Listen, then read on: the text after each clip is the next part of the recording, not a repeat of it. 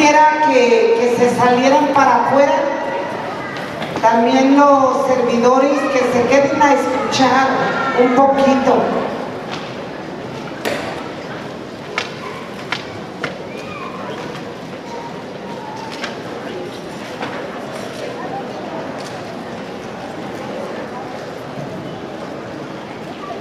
Vamos a orar por el padre Cándara, de apellido Ricardo, que para muchos es nombre, pero que en el caso del padre Gerardo pues es apellido, Ricardo.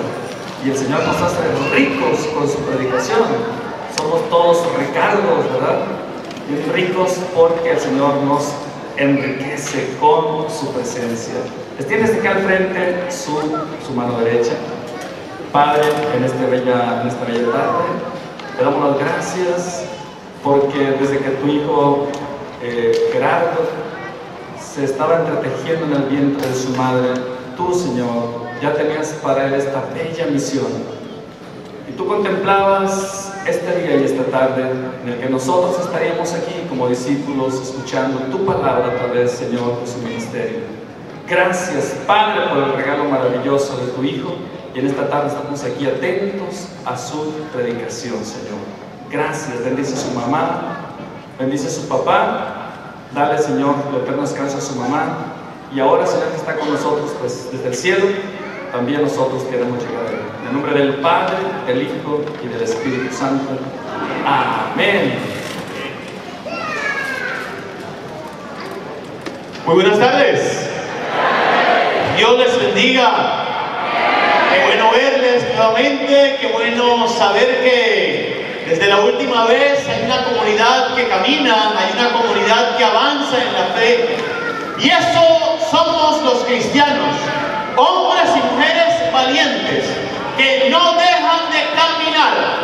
El cristiano es el hombre y la mujer que no se cansan de caminar en la vida, que a pesar de las dificultades, que a pesar de los retos, que a pesar de la enfermedad, siguen caminando en el Señor. ¿Usted lo cree? ¿Usted cree que usted es un gran caminante? Den un aplauso fuerte al Señor y dele gracias a Dios. Dele gracias a Dios, porque nunca se cansa de caminar usted, porque nunca se cansa de hacer el bien, mi querido hermano. Y esa es la gran característica de Jesús. Una de las grandes cosas que caracterizan al Señor es un Señor que no se queda quieto.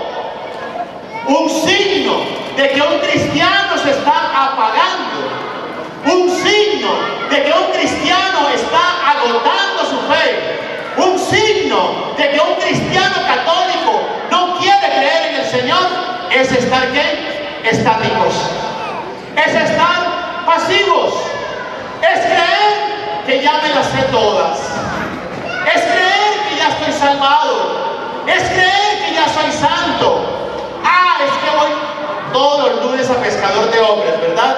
Entonces, allá ya eso tengo, mejor dicho, pues absolutamente todo. No, mis queridos hermanos.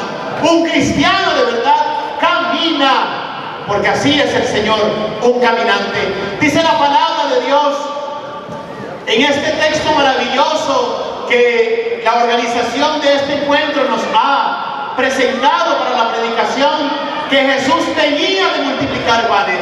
Jesús sube al monte a orar. Jesús camina por las aguas. Jesús se baja después de la barca con los discípulos y sigue sanando. Jesús no es la persona que usted y yo podemos retener para nosotros. Jesús es un caminante por excelencia. Le gustaba caminar. Y en ese tiempo no había carreteras. Y en ese tiempo no había autopistas. Y en ese tiempo no habían carros ni aviones. En ese tiempo tocaban, como decimos en Colombia, a pie y a pata, como la garrapata, ¿verdad? Tocaba así. Dice la palabra que cuando querían retener a Jesús para que se quedara con él, Jesús ¿qué? Se iba de ese lugar. Cuando querían coronarlo rey, ¿qué hacía Jesús? Se escabullía entre la gente y se iba de ese lugar. Pero Jesús no era bobo, ¿verdad? Dice la palabra también que cuando querían asesinarlo, ¿qué hacía Jesús? También se escabullía de ese lugar. Es decir, Jesús, huyendo Jesús tras los pasos del Padre amado y Jesús también queriendo hacer el bien a todos. De allí, usted y yo somos unos grandes caminantes. El sello, el apellido de cristianos es los que seguimos el camino. La palabra de Dios nos enseña que en un principio los cristianos no nos llamaban cristianos. ¿Cómo nos llamaban a los cristianos inicialmente? Los del camino. Aquí me dice Jesús que nos llamaban los del camino, los que seguían el camino. Y los que seguían el camino, después supieron que el camino era ¿quién? Jesús. Camino, verdad y vida para nuestros corazones. No se canse de caminar. Le suplico eso, le pido eso, y como pastor de la iglesia le exijo eso. No se canse de caminar. Quien camina en el Señor tiene su historia, tiene su proyecto de vida asegurado. Amén.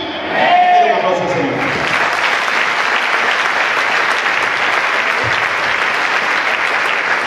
Ciertamente en esos caminos de la vida, ciertamente en esos caminos de la historia personal, nos cansamos, ¿verdad?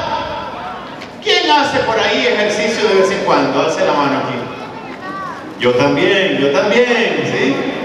Esta mañana, donde la señora María Núñez, que me ha hospedado en su casa, me puse a hacer un poco de ejercicio y la máquina se dañó, yo no sé qué pasó, pero el padre Germán también aquí con su barriguita y todo hace ejercicio de vez en cuando, ¿verdad? Y a veces nos cansamos.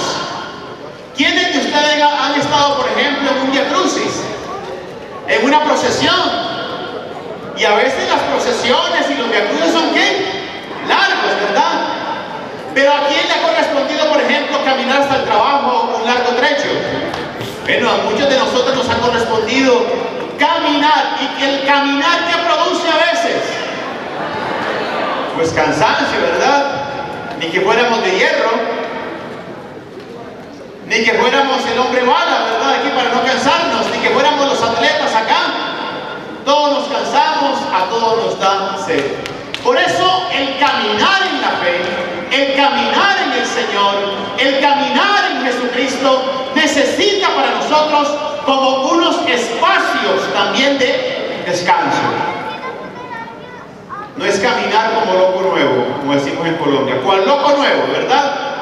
Una persona se enloquece y comienza a caminar y ¿para dónde va? Pues para ningún lado, ¿verdad? Quien camina sabe a dónde va a llegar. Quien camina sabe que el camino no es fácil. Por eso necesita ¿qué? Descansar. Por eso necesita recogerse en descanso. Por eso necesita alimentarse.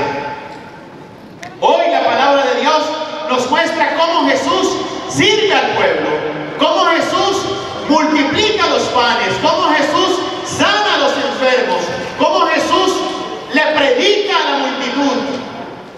Pero Jesús entiende que como ser humano, usted y yo, y Él que es perfectamente hombre, el Dios hecho hombre, necesita ¿qué? Descansar. Pero ¿cómo es el descanso cristiano? Y es lo primero que quiero decirles hoy con base en la palabra de Dios. Mateo capítulo 14, verso 23 a 25. Dice la palabra de Dios que Jesús, después de servir a la gente, sube al monte y se queda la noche en la intimidad con Dios, en la oración con el Señor. Primera enseñanza de esta tarde, mis queridos hermanos, usted y yo en la preparación para ser un cristiano santo, usted y yo en la preparación para ser un cristiano con bases sólidas, con un tronco fuerte, unas ramas fuertes y unos frutos agradables, debemos saber que el descanso cristiano no es estar aquí o allá.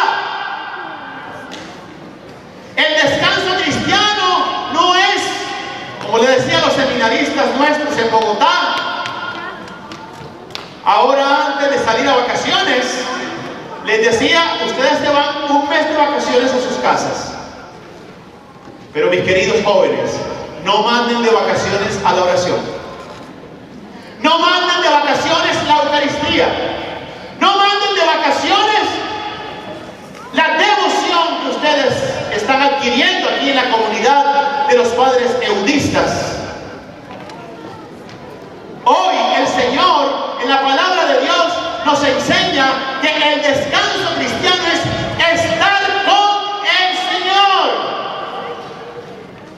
No es playa, brisa y mar. No es estar echado como una morsa en una cama. ¿Cómo nos gusta la cama, verdad? A mí también me gusta la camita. El descanso cristiano, es decir, el retomar fuerzas, es únicamente cuando usted se recoge en oración. Es únicamente cuando usted se acerca al Santísimo Sacramento. Es únicamente cuando usted sube al monte del Sagrario, sube al monte de la Eucaristía, sube al monte de la confesión, sube al monte de la adoración, y allí se está ¿con quién? Con el Señor. ¿Qué es descansar entonces de la fe? Es estar con el Señor. Yo no le niego a usted que se me vaya un rato para, no sé, ¿cuáles son las playas por aquí cerca? Se me vaya para México, por allá para Acapulco, ¿verdad? Yo no le quito a usted que se vaya para Cancún o se vaya para Cartagena, Colombia, a conocer las murallas de Cartagena. El padre me dijo que va en estos días por allá por Cartagena, ¿verdad, padre? Yo no le quito que vaya a un lado y al otro, pero el gran descanso que repone fuerzas, el gran descanso que me permite a mí seguir perseverando en la misión que Dios me ha dado, es estar con Dios, es estar con el Señor, es colocarle mis cargas, es colocarle mis afanes, es colocarle mis derrotas, es colocarle al Señor mis angustias. Todos aquí trabajamos. Algunos viven todavía de papi y mami. Qué ricura, ¿verdad? Qué sabrosura. Algunos están todavía en Hotel Mami. ¡Qué maravilla! No les puedo decir que envidia, pero casi siento envidia. Pero la mayoría de los que estamos aquí trabajamos y nos ganamos la vida ya, ¿verdad? Nos ganamos el pan de cada día. Mis queridos hermanos, descanse en el Señor, porque Jesús hoy nos enseña eso. Algunas veces, en algunos momentos, les pregunto, ¿han querido como dejar todo ya, abandonar todo? ¿Quién dirige grupos de oración acá? ¿Quién acompaña grupos juveniles? ¿Quién dirige comunidades carismáticas? Alcen la mano. Aquí uno, aquí dos, aquí tres. Bueno, hay unas manos alzadas, alabados al Señor. ¿Quién es padre de familia aquí? ¿Quién es esposo? ¿Quién es madre de familia? ¿Quién es esposa? ¿Quién estudia acá? Hay estudiantes también, alabados al Señor. ¿Quiénes son curas? Aquí estamos también, mira, es una multitud grandísima. Cada uno de nosotros ha tenido en la vida como momentos duros, ¿verdad? Momentos en que uno dice, ya no me importa más, ya quiero dejar todo. Decimos en Colombia, ya quiero tirar la toalla. Ya no quiero saber nada de más porque me siento, ¿qué? Cansado. Porque me siento agotado. Muchas veces, cuando dirigimos comunidades carismáticas, también nos pasa eso. Muchas veces, cuando pastoreamos, decimos eso. Pero yo le digo a usted en el nombre del Señor, todo coordinador aquí, de grupo de oración, toda persona que pastoree su hogar, toda persona que pastoree un grupo carismático, en el nombre del Señor Jesús, coloque sus cargas en el Señor, coloque su vida en el Señor y renueve sus fuerzas en Jesucristo. Amén. Mi querido hermano, ¿cuál es la forma de descansar entonces de Jesús? Estar con el Padre. Orar en el Padre. Primera pregunta que yo les hago hoy: ¿cómo es la oración de Jesús? ¿Cómo es la oración de Jesús? Segundo cuestionamiento: ¿cómo ora Jesús? Tercer cuestionamiento: ¿a quién se dirige Jesús?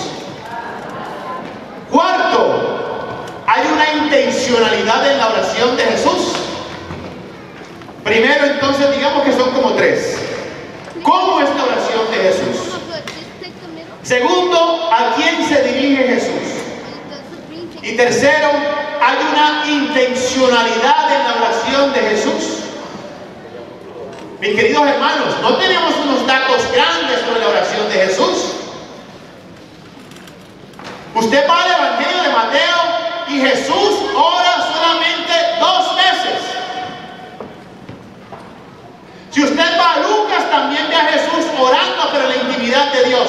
Pero no hay una exactitud clara, precisa, de cómo es la oración de Jesús. Es como un misterio. Yo ahí sí quisiera ser chismoso, ¿sabe? Yo hubiese querido ser chismoso en tiempos de Jesús para pegármele al lado y escucharlo y tomar apuntes y poder decirles hoy: miren, ¿saben qué? Me agarré el chisme del año. ¿Ah? Ya sé cómo ora Jesús. Hay unas líneas que usted y yo podemos conocer de cómo es la oración de Jesús, pero no sabremos perfectamente, sino por la fuerza del Espíritu Santo, cómo oraba Jesús. ¿Cómo oraba Jesús? Segundo, ¿a quién se dirigía Jesús? Eso lo tenemos más claro, ¿verdad? ¿A quién se dirigía? Al Padre. Al Padre.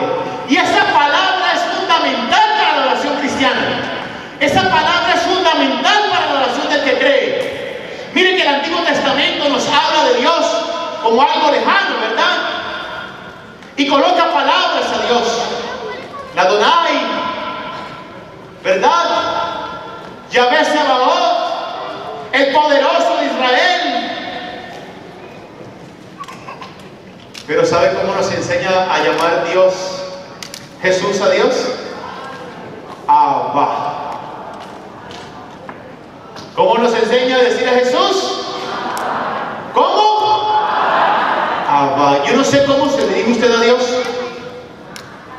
pero yo quisiera que usted, a partir de ahora, cuando ore, cuando pida al Señor, cuando clame al Señor, se dirija a Dios como Padre, como Abba, como papito lindo, papito bueno, porque eso es papá. Eso es Abba. Abba no es Señor Padre o Don Padre. Abba es ¿qué?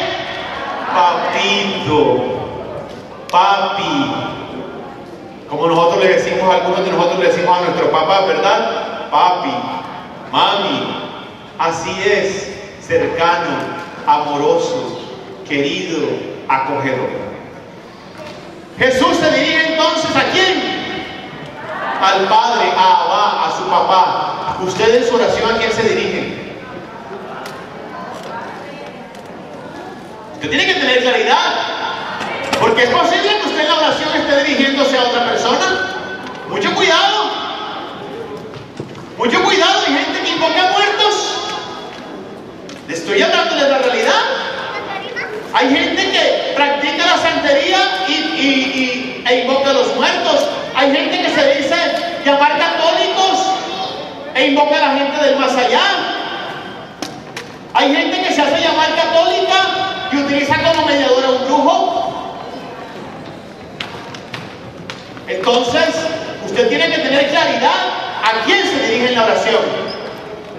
Porque mucho cuidado, y se lo digo en el nombre del Señor, usted y yo podemos caer en idolatría. Porque si usted y yo no sabemos a quién adoramos, se tiene que tener claridad. Así como tiene claridad en la fecha de su cumpleaños, así como tiene claridad en cómo se llama, así como tiene claridad en la fecha de su bautismo, ¿verdad? Claro. el nuevo nacimiento, ¿verdad? Yo les podría preguntar aquí a todos qué día lo bautizaron, y yo sé que estoy seguro que cada uno me va a decir qué día usted nació para el Señor, qué día usted nació para la iglesia. Comienzo a preguntar. Por lo de aquí adelante, bueno, está bien. Bueno, bendito sea el Señor, mi querido hermano. Vemos en la palabra de Dios que la oración de Jesús es pública y es privada. Y de aquí sacamos una segunda enseñanza. Jesús nos enseña a orar con la comunidad, pero Jesús también nos enseña a orar en la intimidad de nuestra habitación, en la intimidad de nuestro corazón, mis queridos hermanos.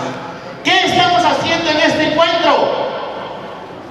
Orando en comunidad. Pero no me venga con el cuento entonces, como estuve sábado y domingo allá en Cañada Torres, ¿verdad? Entonces yo este mes de agosto ya no oro. Ya todo lo que iba a orar en agosto lo oré aquí ya, ¿no? Hay el hermano de un sacerdote en Colombia que hace unos meses le dije, ole, quiero que vayas a la misa con nosotros. Y me dice, mire Germán, ya yo no voy para ninguna misa. ¿Sí? Ya yo fui a todas las misas que iba a ir de pequeñito. Mi mamá me llevaba a todas las misas. La misa de esto, la misa de lo otro, la misa de aquello, la misa del muerto, la misa del vivo, la misa de los 15 años. Y el man se aburrió de las misas. Pues nos puede pasar lo mismo, ¿verdad? Nos puede pasar lo mismo. Mucho cuidado. Por eso la oración en la comunidad es una perspectiva de oración que nos enseña Jesús. Pero también esa oración en comunidad es dirigida por la oración ¿qué? Privada. La oración que usted hace allá en su habitación. La oración que usted hace allá en su casa. Cuando los hijos se van a estudiar, cuando el esposo se va a trabajar y usted queda solita en la casa, ¿verdad? ¿Se pone qué? A orar. El lugar santo de su casa, el lugar sagrado de su casa. ¿Cuál es el lugar en su casa que usted utiliza para orar? ¿El dormitorio? ¿Qué otro lugar utiliza para orar? ¿Ah?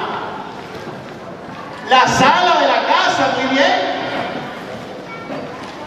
El baño también es un lugar santo para orar. ¿Y quién dijo que no?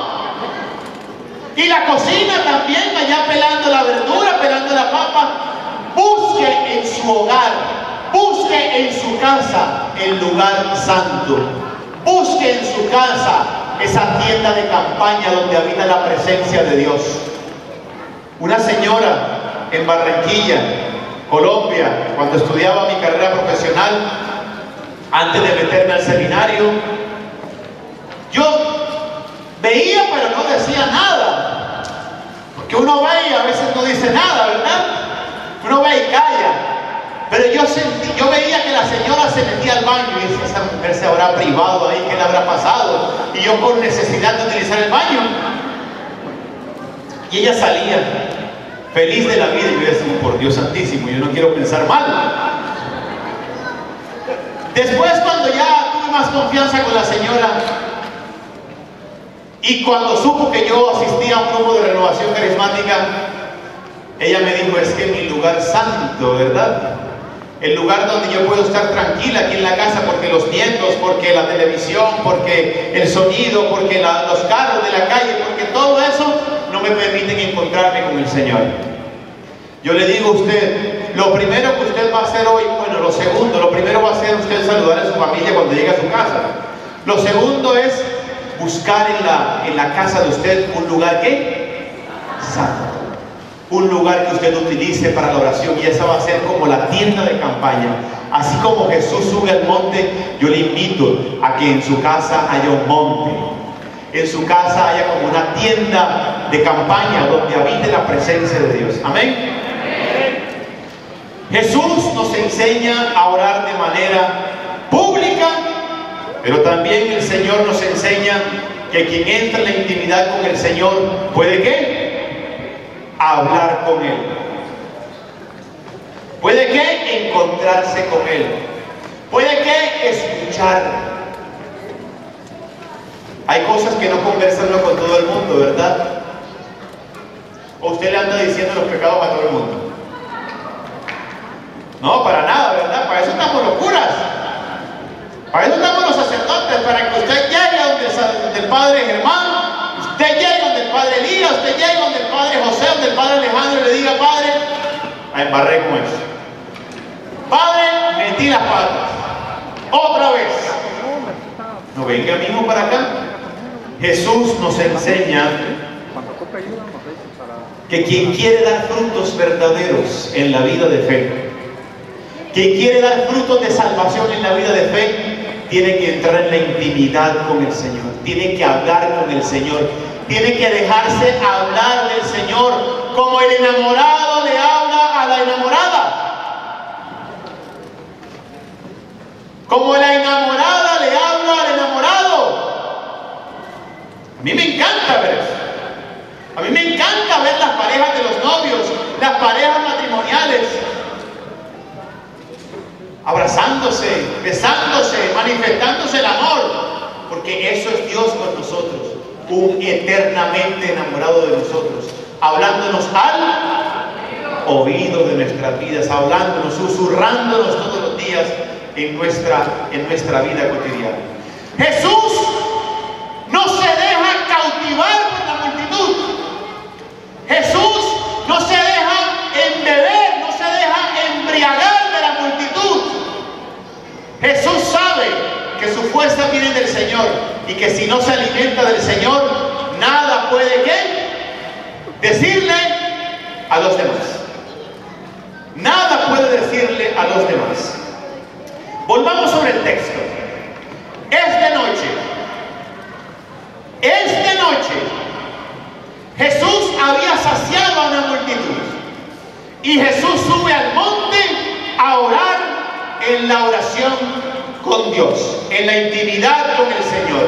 Se reserva ese espacio con su Dios. La oración de Jesús precede en el Evangelio de Mateo a un momento de prueba para los discípulos. Solo en este pasaje, en el de Getsemaní, Jesús ora a solas, retirado al principio y después cerca de los discípulos. Esto es maravilloso. ¿Cuál es la intencionalidad de la oración de Jesús? ¿Para qué ora Jesús? Y yo le pregunto a usted primero: ¿usted para qué ora? Para fortalecerme. ¿Para qué más ora usted? ¿Para qué? Para asumir la misión. ¿Para qué ora usted también? ¿Para qué? Para encontrar la paz del Señor. Bueno, bendito sea Dios. Bendito sea Dios, que Dios nos regala una intencionalidad en la oración. En este momento, en este pasaje de la palabra de Dios, hay una intencionalidad. Y es que viene un momento de prueba para los discípulos del Señor. Cuando Jesús en el Evangelio de Mateo ora en el monte y ora en Getsemaní, viene un momento de prueba para los discípulos. ¿Cómo es la oración nuestra? ¿Cómo es la intencionalidad de oración? Hay una forma de oración que nos encanta. ¿Cuál es la forma de oración que más nos gusta? ¿Cuál es la forma de oración que más nos gusta? ¿Usted sí ha visto una lista de mercado? ¿Usted sí ha hecho una lista para ir al mercado? Donde coloca una de maíz, una de arroz, una de aceite, una de carne, una de pollo, ¿sí? Esa es la forma de oración que más nos gusta. ¿Qué? Pedir. Y nos quedamos en esa forma de oración. Mucho cuidado, mis queridos hermanos, porque nuestra vida cristiana se nos puede pasar en una sola pediré al Señor. Dame.